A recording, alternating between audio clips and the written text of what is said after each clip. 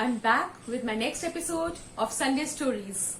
And as you all have already read the title, the story's name is I Will Never Leave You.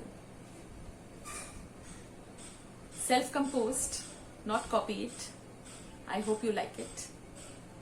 So this is a story about two friends, two best friends, always together in every venture of theirs. They used to be together every time, helping each other out in each other's problems, whether it is a personal one or any business related, whatever was, they were always together since childhood. And they used to keep promising each other that they would never leave each other. Lucky, fortunate people have friends of this kind. So what happens was, these two people were returning from a business trip, and one of them, they are not young children, they were at around in their 30s, starting 30s and all, and both of them settled and best friends since childhood, happy in their life, earning well. Now they were returning from a business, they had signed a business proposal and they both were very happy, and they were returning from that business trip, and on the way they had to cross a forest. They were walking, alright, and it was quite, it was during daytime only when they were traveling, but when they reached the forest, it became very dark. And now they just couldn't see the way. They didn't know where they were. They felt that they had, taken up the wrong route. So now they were finding for any person who could guide them, or a guest house where they could stay. So now one of them, was very fond of, taking alcohol and all, and the other one never touched it. So this person was very tired, and he took out his, he had his bottle in the steel bottle with alcohol, and he took it out, he had a sip, and they both were very tired, and just they were finding what to do, a person, a guest house where they could spend the night. I mean, just, they kept walking and walking when they saw a carriage with a man sitting in the carriage.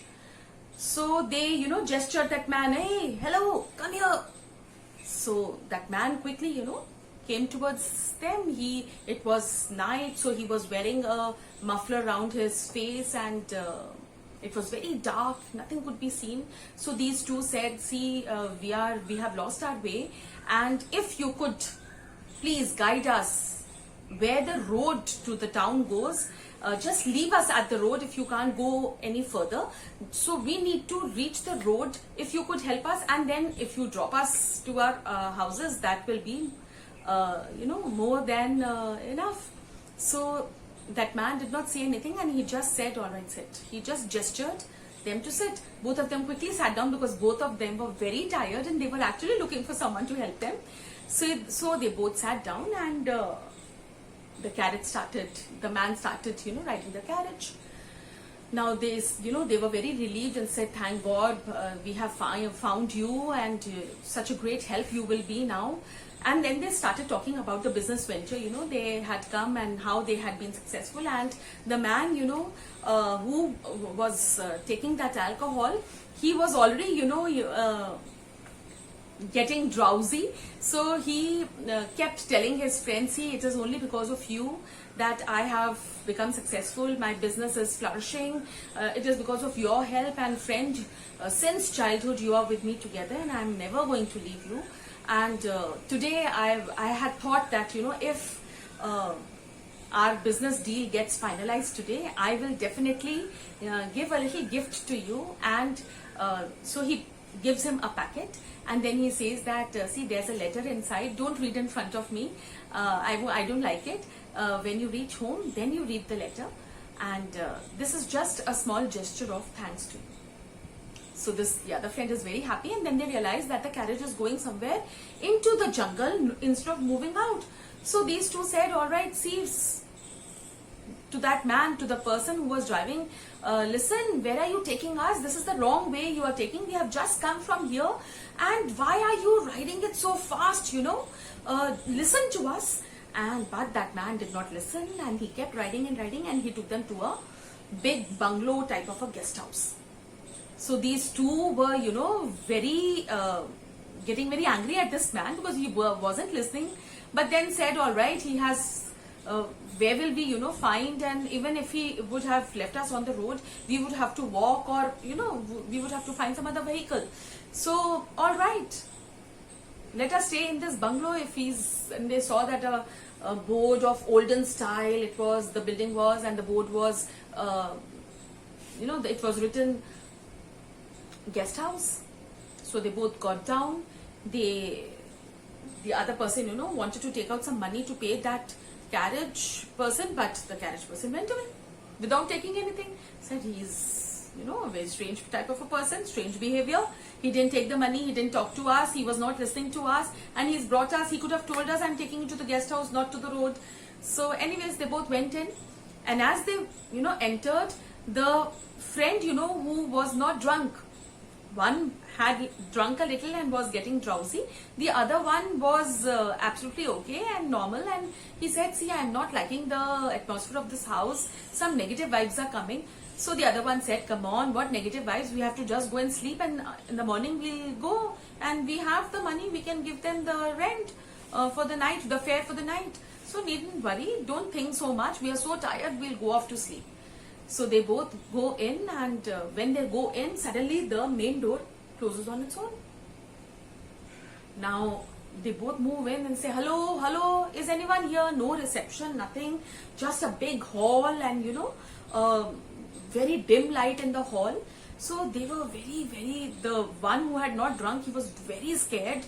The other one sat down on the sofa. He was almost, going off to sleep. He was so drowsy. He took another sip, and he just wanted to go off to sleep, and then he lay down on the sofa. In the meantime, the other one went round. He found no one answered, but suddenly they heard the crying of someone, and that person was crying like that, and then more sounds of crying started coming, and this person was so scared. He tried to wake his friend. Come on, get up, we can't stay here, we have to go from here, just listen to these cries, who is crying?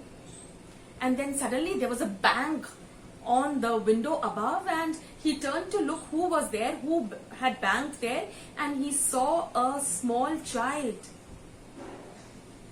A very ghostly look of that small child, all bleeding, and his hand, calling them and telling them to come and save him. Now this person was very scared. Then there was another bang from the other side. He saw another child, not the same, another child, with his teeth growing and laughing and calling them. So this person was very scared. He didn't know what to do. Very different strange noises could be heard. He could hear people talking, laughing, shouting, crying. He didn't know what to do. He ran to the door. The door was closed. He ran to wake up his friend. He wanted to wake up his friend and take him along. But the friend was already, fast asleep. He was in the effect of the alcohol. Didn't know what to do. Oh my God. It was so scary. He couldn't stay here. He just, he was thinking, I have to go out. Maybe that carriage man is some nearby, and I'll take him straight to the police. We'll go to the police station, we'll bring men, and then we can take our friend. Because he was not getting up, he couldn't pick him up. He had to do something. So he thought, maybe I go out, I can break the window, I can carry him to, different types of strategies he was building, when suddenly, he heard the footsteps of someone coming down the stairs. He turned round to see there were stairs, a flight of stairs, which were not visible before because it was very dim light, but it was lighted, and someone moving down. He could hear the steps coming near him, but there was no one visible. The cries of the child became louder and louder. He just didn't know what to do. He ran towards the window. He could see a glass window. He ran towards the window and he struck the window with his hand, jumped out, and somehow, came out of that guest house, of that bungalow, and ran, without looking hither or thither. He just ran and kept running. He reached at a point where he could see a road. He was so relieved. He was very far away from that bungalow. He looked everywhere. He sat down on the side of the road, planning that if any vehicle comes, he will definitely take that vehicle, or he would sit for 5 minutes or so and gather back his courage to run down the road, to go someone, find help, and to bring his friend back. He was getting so breathless, he was panting, he was so scared. But he was thankful, grateful to God that he was at least out of that. At least one of them was out of that, so that the other one could be saved. And the other person was in the, he was already in the effect of the alcohol. So right now it was not possible to wake him up. So he sat down there and he saw the carriage coming. Same carriage. He was again relieved. He thought, oh God, thank God I'm on the road. I'll take him home, or I'll take him to the police station. Whoever, wherever I find the first help. So he called that man, hey, hello, are you the person who left me at the guest house? You come, listen. So that carriage man stopped and he gestured, all right, I'm coming. And he turned round to come. Quickly, this man sat down and said, just move towards, just go down this road, and this road leads to my village and I have to reach there, take help. Come on, please, as fast as you can. So the carriage driver, started very fast off down the road. And this person was, so grateful to God that some help he had got. He started crying and he didn't know what to do. He was feeling so bad. He had left his friend there in that scary, guest house. But he needed to reach home so that he could get help. And then suddenly he remembered the gift given by his friend, and he took it out. He kept crying. He took it out and he thought of reading the letter. So the letter, he opened the letter and the letter said that you are my best friend. I will never leave you. And he started crying more and more. And then suddenly he saw the carriage man turn towards the jungle again. So he said, oh, hello. I told you, just go straight down the road. We have to go to my village. So, he didn't know where the man was taking him. So when he started shouting a lot, telling him to stop, that man turned round to look at this man. And what did this man see? A shriveled up face, a wrinkled face, a very ghostly face.